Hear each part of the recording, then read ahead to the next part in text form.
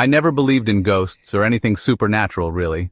I always thought that if something went bump in the night, there was a logical explanation, maybe the house settling or the wind rattling the windows. But after what happened last week, I'm not so sure anymore. It started on a Wednesday night. I was home alone, my roommate was out of town for work, and I was enjoying the rare silence. My dog Max was curled up at my feet as I watched TV in the living room. The night was cold and clear, the kind where the moonlight makes everything look a little bit off. Around midnight, Max suddenly jumped up, barking furiously at the front door. He's a good guard dog, but he rarely gets spooked unless there's a reason. I muted the TV and listened. The street outside was silent. I got up and peered through the peephole, but there was nothing there. No cars, no people, just the empty street bathed in moonlight. Probably just a raccoon, I muttered, trying to calm both Max and myself. I locked the door, double-checked the deadbolt, and went back to the couch. Max, however, wouldn't settle. He kept glancing nervously at the hallway that led to the bedrooms and the staircase to the attic. That's when I heard it. A soft thump like something heavy dropping onto the floor upstairs. My heart skipped a beat. Maybe something fell over? I tried to convince myself it was nothing, but Max was visibly shaking now, ears pinned back, eyes locked on the darkened staircase. I grabbed a flashlight and quietly walked down the hallway.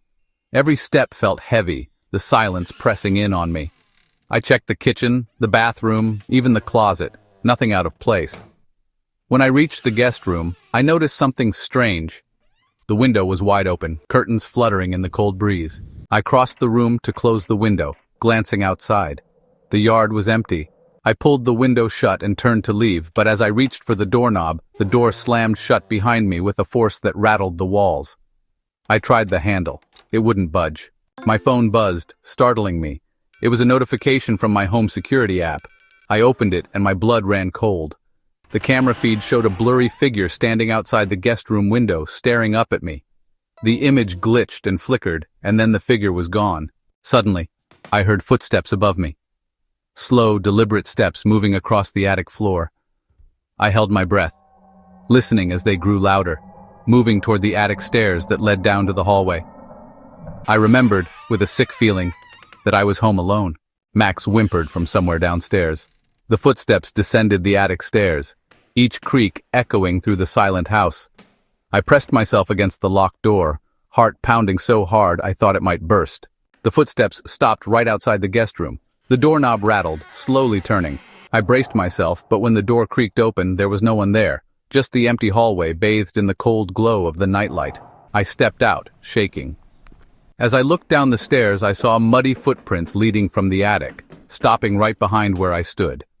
The lights flickered and the air turned icy. I felt a cold breath on my neck and heard footsteps echoing in the darkness behind me.